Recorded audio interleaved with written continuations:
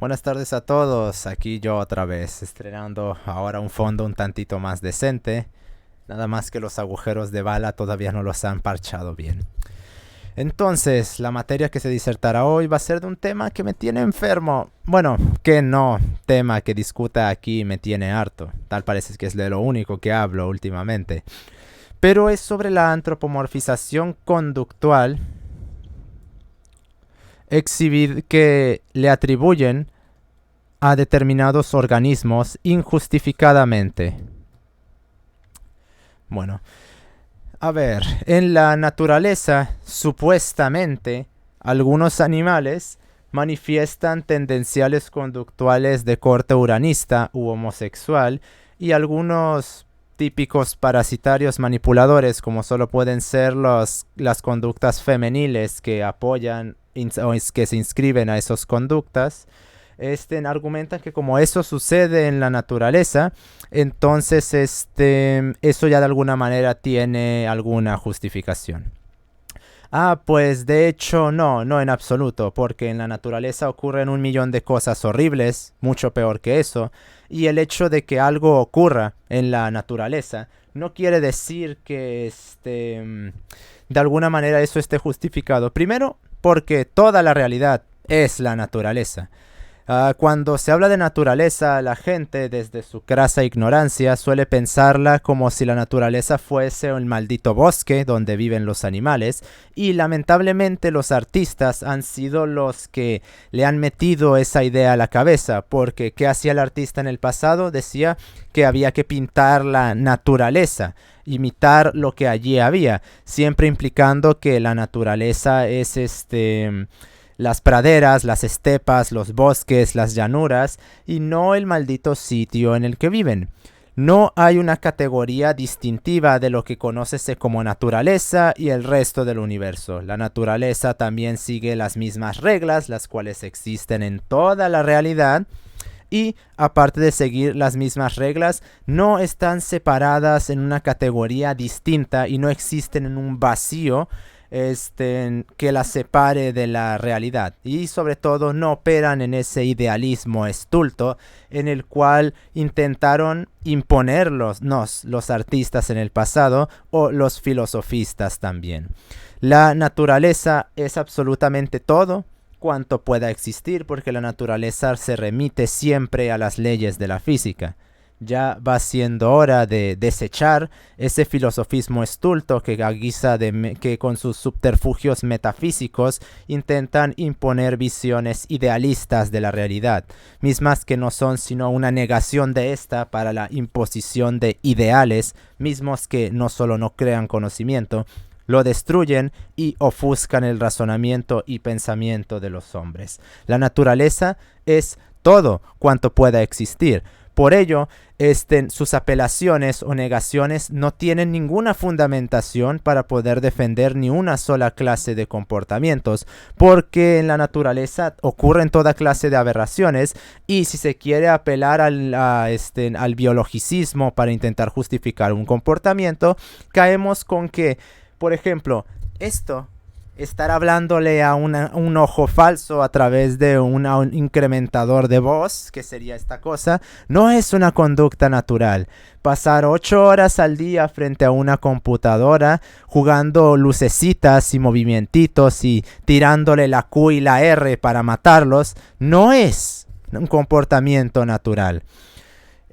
Pasar sentado 10 horas al día en una cinta de montaje no es un comportamiento natural. Y el hecho de que no sea un comportamiento natural entendido desde categorías filosofistas no implica el hecho de que tengamos que acabar con él o destruirlo. Justamente porque cualquier comportamiento es algo natural, ya que la naturaleza no entiende de concepciones moralistas o filosofistas. Como bien ya había dicho Durkheim en las reglas del método sociológico, las categorías de prenociones que asumen ya desde el vamos cuestiones sobre los objetos de análisis tienen que desecharse partiendo desde una ontología radical que intente determinarlas fuera de cualquier ideología. Claro que esto es prácticamente imposible, pero al menos hay que intentarlo, ya que los análisis, por ejemplo, en cuestiones societales que se intentan hacer ahora, aparte de penosos, pecan justamente de introducir ideología más no poder en ellos. Irónicamente, el propio Durkheim hizo lo mismo, ya que nunca molestóse en de hecho demostrar realmente que existía la realidad social o que esta estaba separada de alguna manera de la biología y que de hecho la biología era solo un sustento material de la realidad social, mismas cosas que nunca se molestó en demostrar. Curiosamente, hablaba de expulsar a la ontología y la metafísica y él mismo introdujo ontología y metafísica dentro de sus intentos de fundamentación de la sociología como una ciencia. El abandono de esas categorías filosofistas es necesaria para poder dar análisis objetivos de las cosas.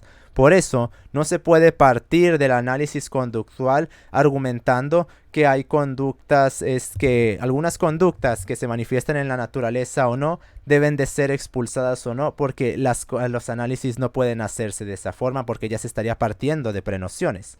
Los comportamientos, si se quieren rechazar o no, tienen que dar una verdadera fundamentación empírica del por qué hay que rechazarlos. No apelación a subterfugios, no apelación a idealismo ni a moralismo barato, porque cualquier cosa es moral.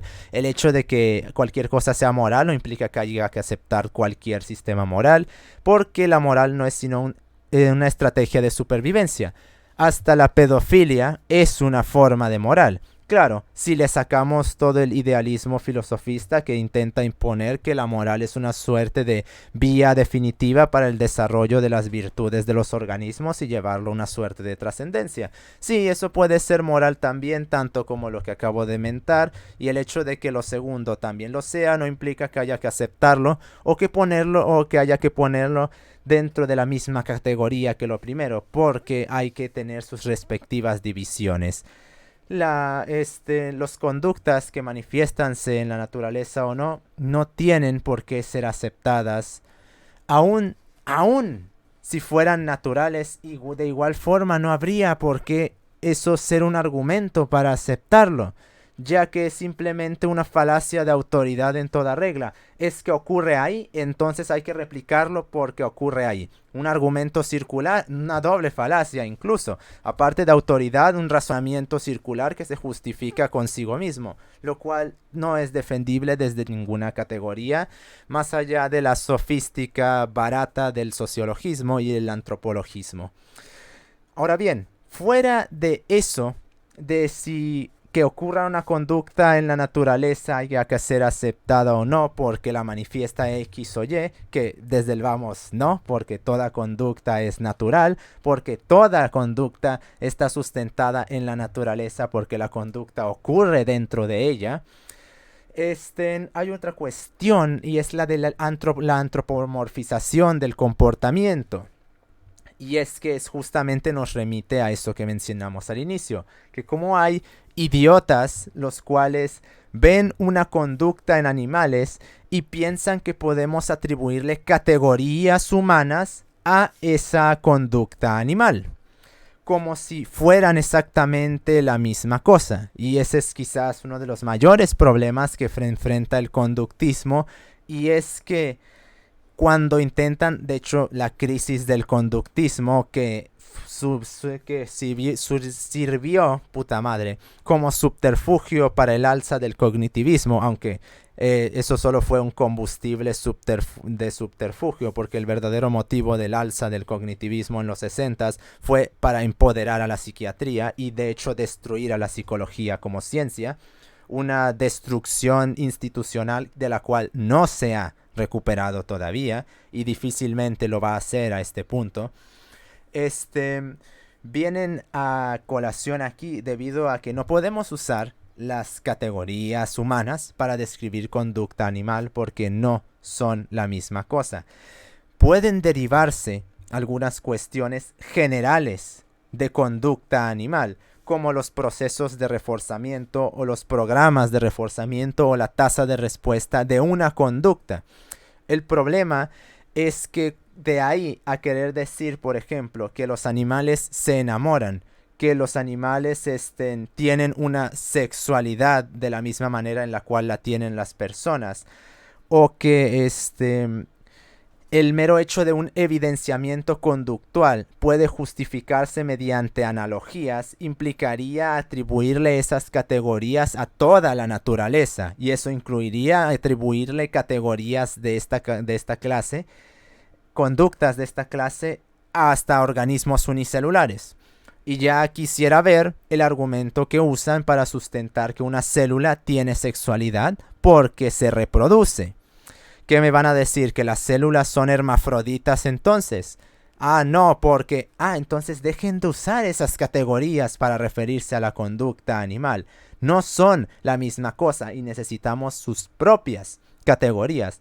Es por eso que los idiotas que hablan de la moral de los monos no tienen ningún sentido, porque están haciendo una analogía que nunca sustentan.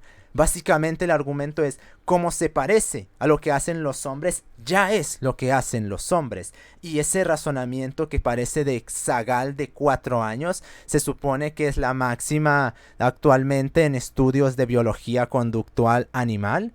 Remitimos al mismo problema que criticaba Watson en 1913, que justamente se estaba haciendo esto en la psicología animal, que intentaba el investigador meterse en la cabeza del animal para intentar ponerse en su punto de vista y después de ahí explicar cómo reaccionaba el animal. Un ejercicio estúpido totalmente, porque no tiene ningún sentido. Si de por sí no lo podemos hacer con personas, ¿cómo demonios lo vamos a hacer con animales? Eso ya implicaría unas categorías más complejas, porque implicaría dar explicaciones de por qué eso no es posible conocer. Actualmente será posible conocer. Recordemos que el comportamiento tiene una parte encefálica y el pensamiento también está estructurado en todo el organismo, no solo en el cerebro. Ahí les encargo el cerebrocentrismo y el neurologismo, que por cierto, el neurologismo no es sino un subterfugio para el geneticismo, porque si la conducta está totalmente determinada por lo neuronal, entonces está totalmente determinada por los genes, porque los genes están en una categoría superior que las neuronas.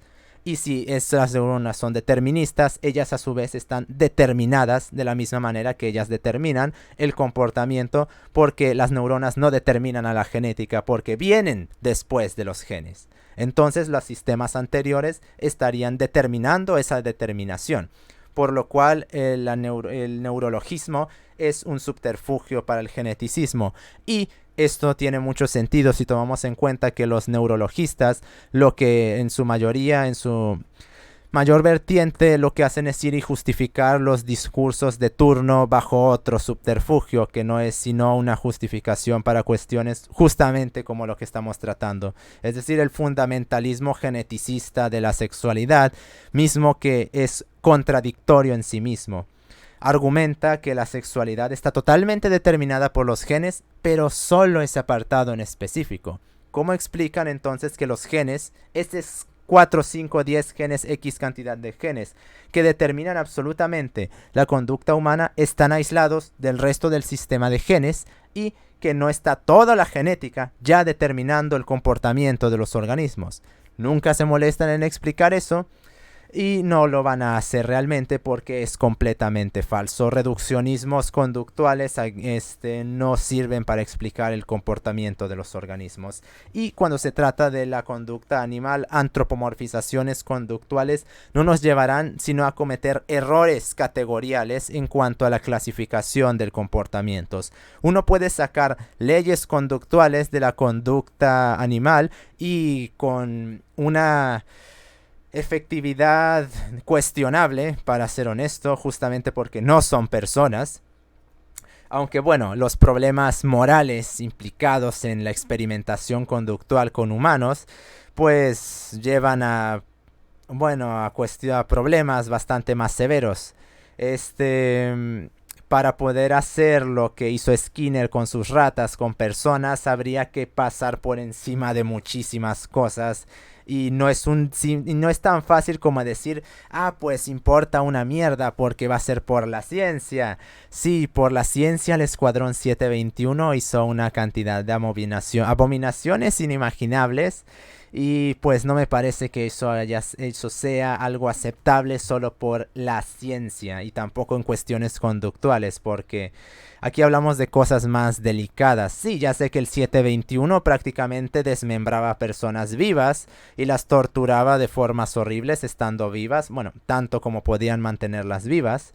Pero en cuestiones conductuales no vamos a matar a la persona, pero sí podemos dañarla de una forma en la cual tenga una operatividad bastante perturbadora, porque se podría condicionarla para hacer cualquier cosa y gustar de cualquier cosa. No es muy difícil realmente, digamos, borrar a una persona y establecerle otras conductas. Eso ya se hizo. Está el psychic driving, por ejemplo, el cual ya fue probado y funcionó, aunque los mecanismos de funcionamiento fueron totalmente abominables. Era una tortura a más no poder. Y bueno, para llegar a esa experimentación, básicamente tuvieron que saltar por prácticamente cualquier cosa en la cual podía saltarse. Y hacer eso en conducta no me parece que sea lo mejor que podamos hacer. Si saltamos con eso, pues ¿qué nos va a impedir hacer lo mismo que hizo el 721? Entonces hay que tener cierta materia moral para sobreponerse a esa clase de cosas. En la cuestión conductual de los animales, necesitamos sus propias categorías y decir, es que se parece a lo que hacen los humanos. Bueno, bien hecho, hijo, se parecerá, pero todavía tienes que justificar cómo exactamente es lo mismo. Como si el procesamiento de información, la reactividad estimulacional de un animal fuera exactamente la misma. Como si hubieran pensamientos en un animal que presentasen homólogos y análogos con los pensamientos del hombre que sustentan el uranismo en el hombre y ese falso uranismo animal. El hecho de que los animales se reproduzcan y nosotros designemos con categorías como heterosexual a lo mismo que hacen ellos, como lo mismo que hacen nosotros, no es una validez porque no es la misma cosa. Estas categorías conductuales son pertinentes a animales de alto nivel intelectual, de alto desarrollo evolutivo, aunque bueno, cada vez hay más personas que están compitiendo por hacerse cada vez más animales de bajo nivel, algunos llevando esto a, bueno, cuestiones a exhibiciones ridículas. Pinches furros. ¿Y a qué nos lleva todo esto? ¿Qué nos lleva toda esta miasma de estupideces? A que el hecho de que ocurra una cosa o se vea no es justificación para hacerlo. Por ejemplo, esta extensión, realmente la gente no se da cuenta de las implicaciones que realmente tiene esto. No se trata simplemente de una analogía.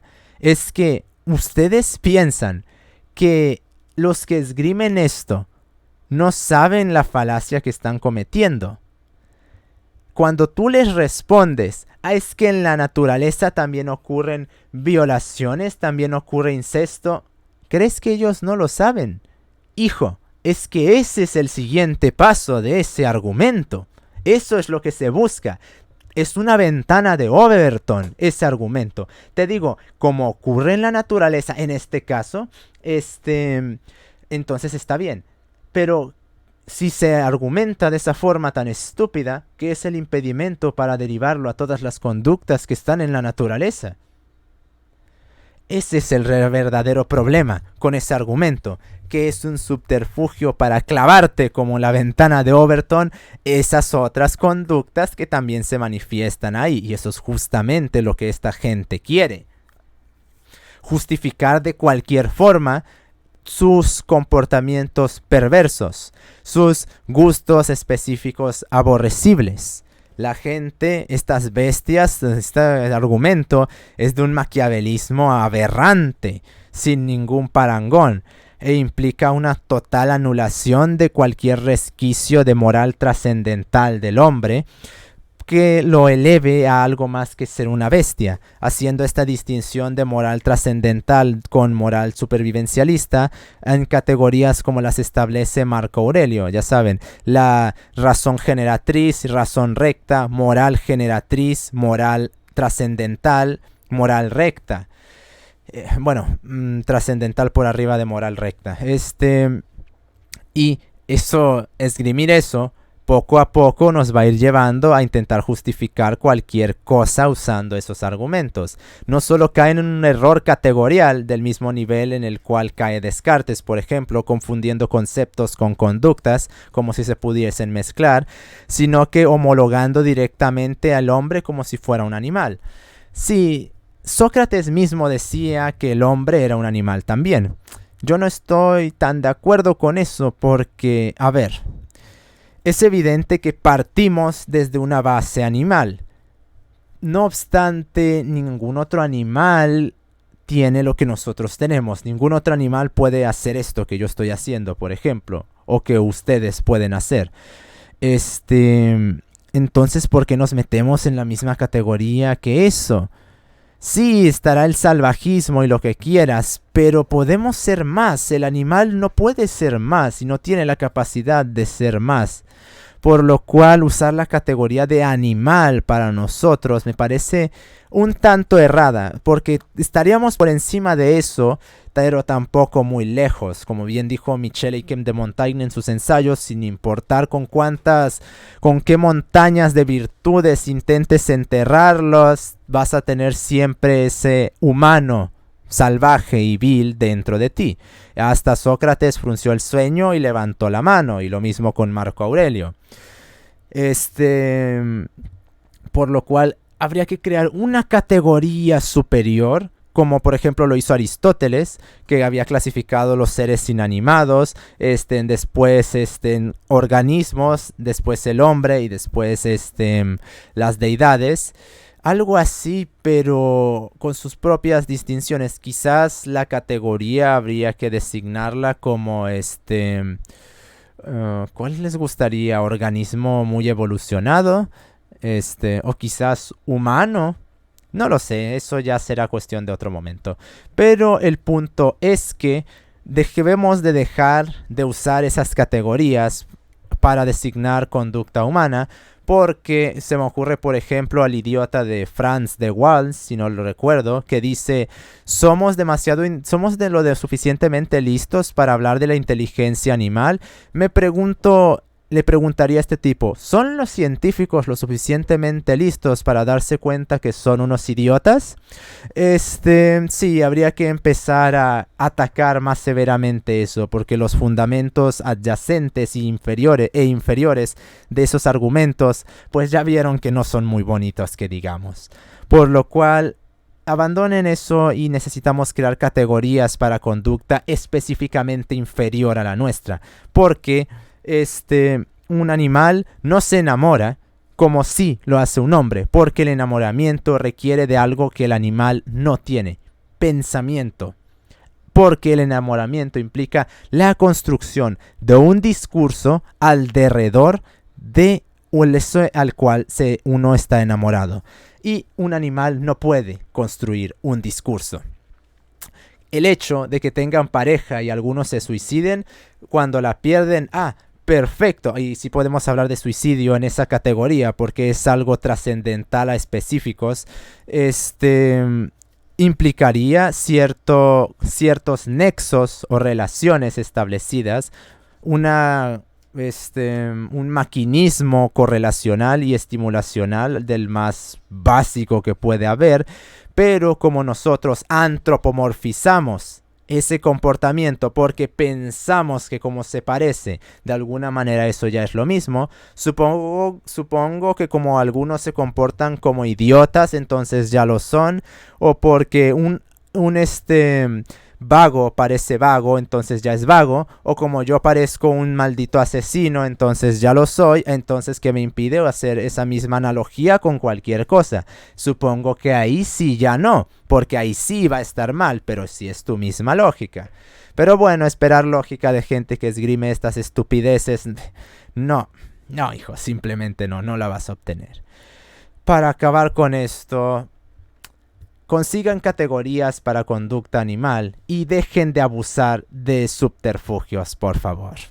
Sí, ya sé que esos idiotas no lo van a hacer nunca, pero nunca está de más recordarle a los idiotas que son unos estúpidos, sobre todo a gente como Franz de Waals y sobre todo a los estúpidos que piensan que de alguna manera la naturaleza existe en un vacío separada de toda la realidad.